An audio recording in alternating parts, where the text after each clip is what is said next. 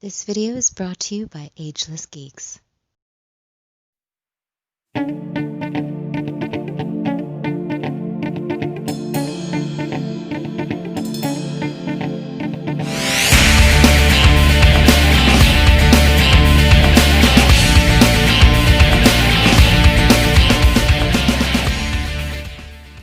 Cowabunga dudes and dudettes, this is Anthony, aka Batbomb82, and today I'll be doing a review of the Transformers Siege Soundblaster. Now, taking a look at the front, we can see that the figure is showcased in the 35th anniversary window box packaging.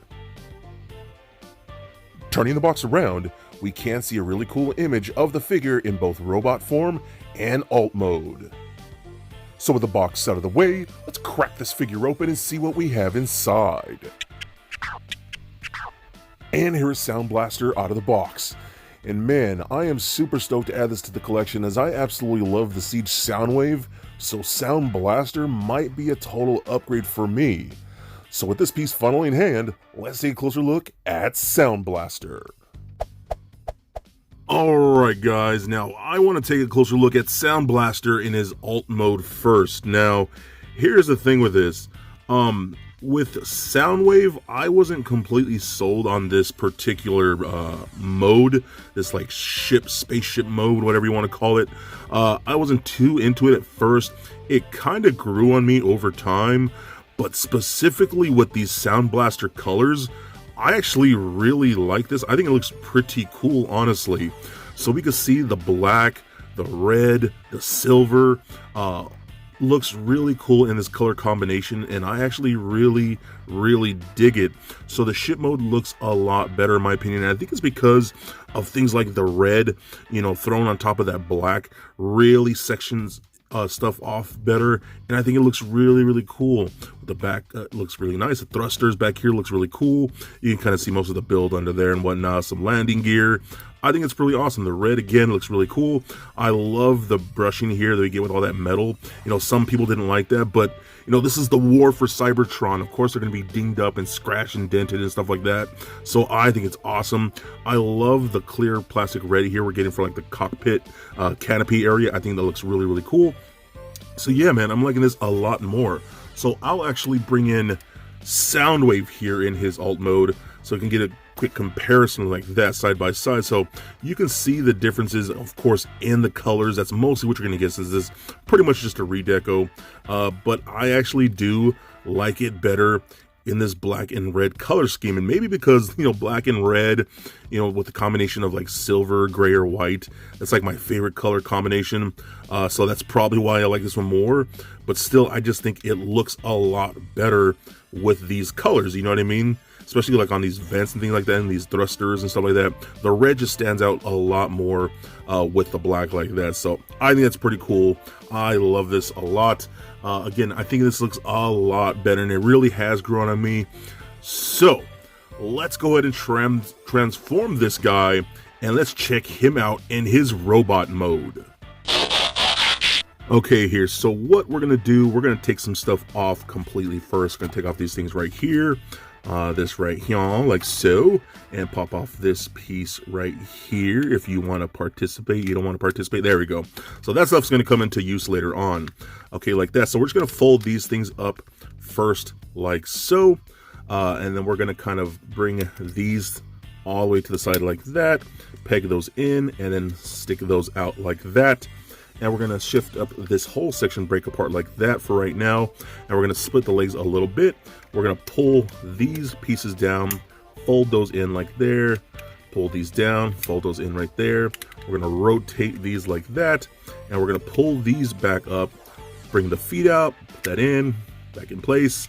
Pull this out, bring the feet out, pull that in, and pull that in place like so. And then we're going to kind of shift this whole section like that. No, I'm sorry, section like so. That's a lot better. And then we're going to bring this back piece like that, and then we can get the head out. The head is like the trickiest thing to get out, but you can do it. Just use your fingers, pull that out like so. And then we're going to kind of hinge this whole section down like so, which is going to turn into his backpack. Okay, like that. And we're going to rotate these Put these up, bring the hand out like so, and then we're going to rotate this, fold this in, bring the hand out like so, and take like so, like that. Pretty easy for the most part. It's a pretty easy transformation. Then we're going to get things like his little shoulder cannon. I'm going to peg that into the top right there. We're going to use this. This is going to pop out like so and extend that. We could put that in one hand like there. And we could take this other blaster we get, put that in the other hand like so. And there we go. And now we have Soundblaster in his robot mode. Alright, now let's take a closer look at Soundblaster in his robot mode. And man, this looks really freaking cool. I'm not gonna lie, I think I dig this more than Soundwave. I know that's blasphemy, but I don't care. I love this. Again, the color scheme just totally works for me. Obviously, the big difference is going to be the colors, but also this different chest piece right here. I just think this looks really dope, man. I really dig all this. Now, what I really do like about this new War for Cybertron, you know, Siege, Earthrise, and To Be Determined, is that they really have like this throwback look, at the same time making it very modern. So you get lots of cool like panel lines and things like that. All the detail in there looks really great. Nice silver paint for his like play and rewind and fast forward buttons and all this stuff. But the legs look really good. Lots of paint detail in there with the silver, gold, reds, the yellows in there. Again, that silver dry brushing to make it look a little dirty and beat up and whatnot. Looks really cool. The backpack looks really nice with the red thrusters and the vents and the ports and things like that.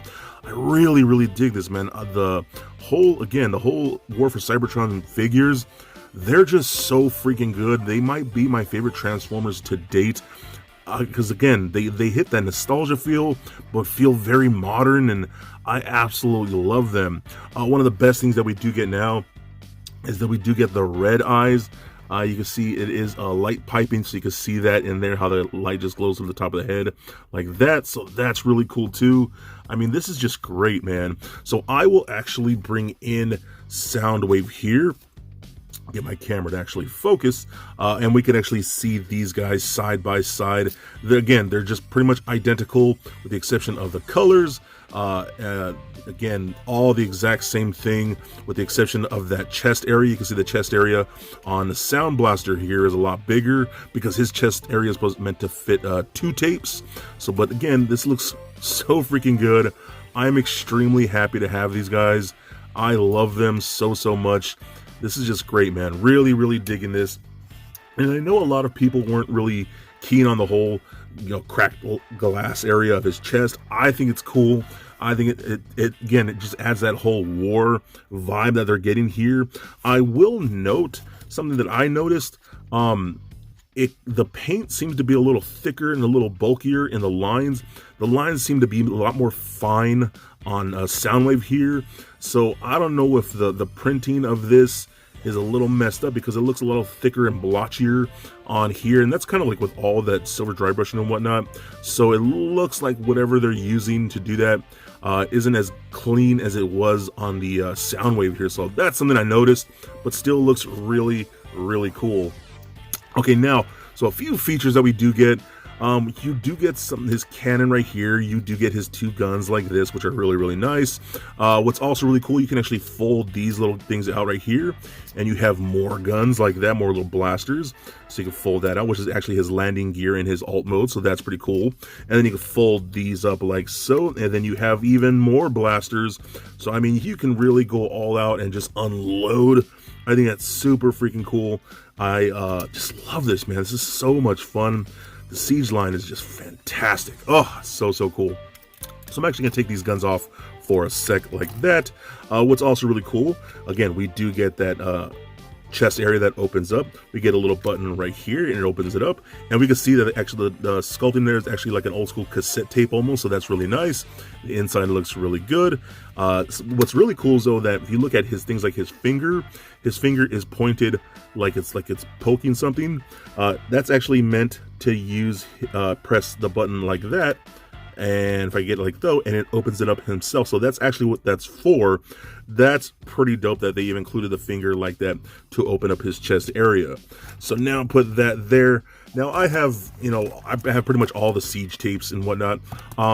I noticed, I don't know if you guys have this problem, but they don't fit all that well for me. I don't know if it's just my figure or what, but they don't, like you can put them in, like here, I'll put him in. See, like he's barely even going in there now. Like I don't understand what the problem is. Yeah, let me figure that out right here. Okay, so I was able to get a couple cassettes in there. You can actually see a laser beak through the glass right there, so that's pretty cool. One thing I'll say though, they're super freaking tight, and if you push the button, they don't really project out all that much. That's about it. Yeah, then you can see you have to kind of pull it open, and there's Ravage right there, and then you have to really try and dig him out here, like so. It's kind of a pain in the butt. And I'm trying, man. Like, I have to try and maybe get by the peg right here. And yeah, pull him out like that. Yeah, so that's a really snug fit. Those two tapes do fit in there. I've tried, doing things like here's Frenzy. Try and put him in there. And fits in there okay like that. You know what I mean? One tape can fit in there okay. But again, super tight to even get them out. They don't just slide out or nothing. And I'm thinking maybe it's a transformation. Maybe I'm not doing it right, but no, they're right. Here's like Ratbat. Put Ratbat in there. Ratbat barely does anything. He can't fit in this whatsoever. You have to really figure that out. Same thing with Soundwave. Ratbat was just not going in there. So it's cool. I love the fact that you can do that, and you can store them in there. I noticed that probably Laserbeak here and Ravage are the two that fit the best, I think. Considering I've tried, again, I have all the tapes I've tried, so these two probably fit better together. So if you want to just put them in there for storage, you could totally do that, and that works just fine. But again, it just is tight when you want to try to open up that hatch right there. But what's also cool is that, all these tapes do have these little pegs like so. So I'll just pull up a couple of these right here like that, and over here with Laserbeak. If I can actually do it for some reason now, my thing there. And same thing with Ratbat here. Pull that out. And then you can kind of just put these in a lot of different places. So you see all these like ports on his shoulders and his forearms and his backpack and his legs. That's kind of meant to put all these on like so. So like here's Rumble. I could put Rumble back there. I like to put him with Frenzy on the move. That wanted to work. That closed right back on me. Okay, like that. And then I like to put them obviously side by side like so. So you can store them on the back, which is pretty cool, like so. And you notice I actually acetoned that wording because the lettering on the legs like that annoys me to no end. So I took some nail polish remover and removed those letters. This looks so much better than having these words all over the legs. It's ridiculous. So anyways, so you could take that there and put some on the legs if you want to, like that, and then some maybe on the forearms. I'll put him over here like so, and I guess they're meant to be like little shields or extra armor for him, so you could put them pretty much anywhere on these ports and he'll hold them just fine. What's also really cool, I'm gonna transform Laserbeak real quick here. Luckily he's one of the easier ones to transform like so. Put him out like that, and then bring out his legs. What's cool about this one, he actually has these like little peg areas, like you see these 4 right here on the forearm. That's actually meant for Laserbeak's feet to plug into, so you can hold him and he can perch right there on the arm. How cool is that, dude? I love that. Again, Soundwave has all this stuff too, but I just love that. I think that's super dope. That's a really cool display. That's actually how I'm going to display my Laserbeak right here on Soundblaster. And again, this is really freaking dope, man. I love this toy. Hasbro and Takara are killing it with these figures, and I am absolutely loving what we're getting here. Also, we have one more thing I guess I should mention. So we have this gun right here, which looks cool. I love this. And we get this gun right here. You can also fold this out and then take this and port it into the back of this one, and then you have like this really crappy sniper rifle. I don't like this. I didn't like it on Soundwave either. And I don't like it on Soundblaster. It just looks ridiculous. It doesn't look like anything. It doesn't look like a sniper rifle or anything like that. And then the big problem with this is, since he has this big bulky chest here, you can't like hold it across to get like two-handed poses like you could with Soundwave, because his arms are hitting the chest here because it protrudes so much.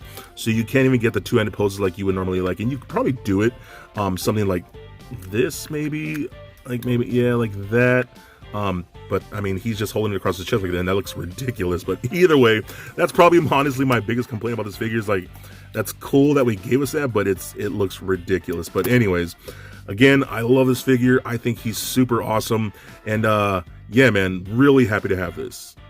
Okay, so let's run down his articulation real quick. So the head is on a ball joint, does roll around a little bit. You're gonna let it left and right, up and down, pivot, stuff like that. Arms can go full 360, up and out that far, rotation at the bicep and the shoulder. We get a double jointed elbows that bend in that far. You get that hinge at the wrist because of the transformation. We also do get a rotation at the waist like so. These flaps right here on his like almost like skirt piece can move up, so you can actually kick the legs up that far, back that much, do the splits out that far. We can rotate at the thigh like that. We got a single bend at the knee that bends about just 90. Then we do get like ankle pivot, like a little ankle rocker right there. I love that for some wider stances. I love that they included that. So articulation for Transformer Dude, that's pretty good. I actually really do like it. And again, I've said this before, I love this figure. He's so awesome. You know, I love Soundwave. I absolutely love the Soundblaster color scheme. Again, maybe more so than Soundwave. I know some of you are going to hate me for that, but I don't care. It's my opinion. It's my toy, man. I can love it how I want. So if you can find him, I highly recommend him because he is absolutely a must get. So for a quick size comparison, here he is standing next to a Marvel Legends Deadpool and NECA Batman figures. Also for comparison, here he is standing next to the War for Cybertron Siege Soundwave. And just for fun, here he is with little Lego Bat Bomb. So there it is, guys, my review of the War for Cybertron Soundblaster. Now overall, this is a freaking awesome figure, and this is one of those things where the redeco, and that's pretty much what this is, in my opinion, is actually better than the original version. Again, that's just my opinion.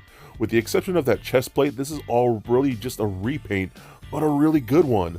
The details of the Siege line are so incredible, and this Soundblaster is so freaking cool. I absolutely love it. Now, you can fit 2 tapes, even though it's a little tight, but still, he is one badass action figure, and I am so stoked to add him to my Transformers collection. So please comment, like, and subscribe. Stay nerdy, my friends. Peace.